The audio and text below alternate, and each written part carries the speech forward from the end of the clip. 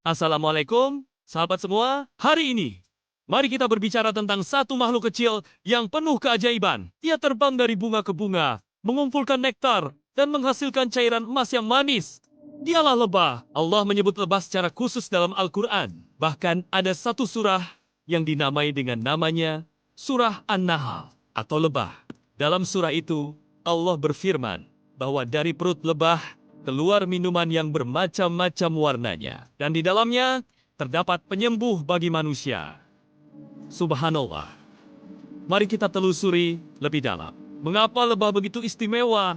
Dan apa hikmah yang bisa kita ambil darinya? Lebah dalam Al-Quran.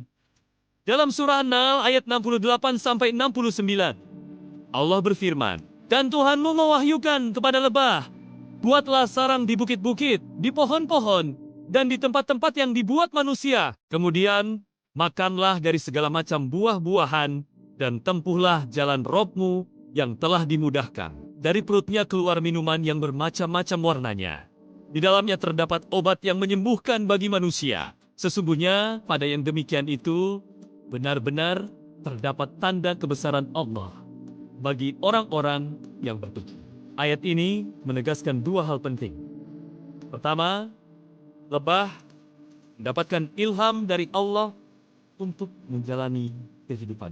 Kedua, madu yang dihasilkan lebah adalah obat penyembuh bagi manusia. Keajaiban lebah dalam ilmu pengetahuan sahabat, tahukah kamu? Lebah adalah salah satu makhluk paling luar biasa dalam dunia serangga. Pertama, lebah memiliki sistem sosial yang sangat rapi.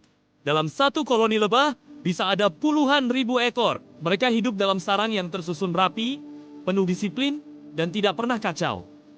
Ada lebah ratu yang bertugas bertelur. Ada lebah pekerja yang mencari nektar, merawat anak lebah, dan menjaga kebersihan sarang. Ada lebah penjaga yang melindungi sarang dari serangan musuh. Setiap lebah tahu perannya, dan mereka jarang melanggar aturan. Kedua, sarang lebah berbentuk heksagon atau segi enam. Bentuk ini bukan kebetulan. Para ilmuwan membuktikan bahwa segi enam adalah bentuk paling efisien untuk menyimpan madu dengan kapasitas maksimal, tetapi menggunakan bahan lilin seminimal mungkin. Subhanallah, lebah sudah lebih dulu menggunakan rumus matematika yang sempurna sebelum manusia menyadarinya. Ketiga, lebah menghasilkan madu, propolis, royal jelly, dan lilin. Semuanya bermanfaat bagi manusia. Yang paling terkenal tentu saja madu. Madu cairan emas dari Allah. Madu bukan hanya manis dan lezat, ia adalah makanan sekaligus obat sejak ribuan tahun lalu. Madu digunakan untuk pengobatan tradisional di berbagai peradaban Mesir kuno, Yunani, Cina, hingga Arab. Rasulullah bersabda dalam sebuah hadis riwayat Bukhari, kesembuhan itu ada pada tiga hal. Minum madu, saya tambah kamu, dan besi panas, tetapi aku melarang umatku dari Para dokter modern pun membuktikan khasiat madu. Madu mengandung lebih dari 200 zat bermanfaat, termasuk enzim, mineral, vitamin, dan antioksidan. Madu berfungsi sebagai antibakteri alami, meningkatkan daya tahan tubuh, menyembuhkan luka, menenangkan tenggorokan, dan memberikan energi instan. Tidak heran jika Allah menyebut madu sebagai penyembuh. Hikmah dari lebah. Dari lebah, kita bisa memetik banyak pelajaran berharga. Pertama, ketaatan. Lebah menjalankan kehidupannya sesuai ilham dari Allah. Mereka taat pada aturan koloni dan tidak ada yang memberontak. Inilah teladan bagi manusia agar taat pada aturan Allah. Kedua, kerjasama. Tidak ada lebah yang hidup sendiri. Semua bekerja untuk kepentingan bersama. Madu yang manis adalah hasil kerja ribuan lebah yang saling mendukung. Begitu pula manusia. Kita hanya akan kuat jika saling membantu. Ketiga, produktivitas.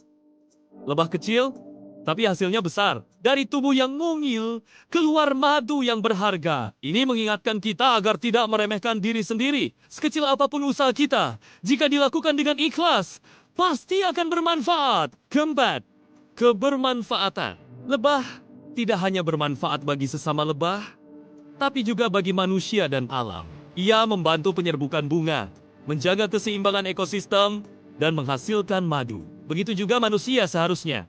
keberadaannya membawa manfaat, bukan kerusakan. Kelima, kesucian. Lebah hanya memakan yang baik dari bunga-bunga dan menghasilkan yang baik pula berupa madu. Ini mengajarkan kita agar mencari rezeki yang halal, karena dari yang halal akan lahir keberkahan. Refleksi spiritual sahabat, mari kita renungkan sejenak. Allah memberi ilham kepada lebah untuk membangun sarang, mencari makanan, dan menghasilkan madu. Semua itu mereka lakukan dengan penuh ketaatan. Kalau seekor lebah saja bisa menjalankan perintah Allah dengan sempurna, mengapa manusia yang diberi akal justru sering membangkang? Padahal manusia yang akan dimintai pertanggungjawaban, bukan lebah. Madu adalah hadiah dari Allah.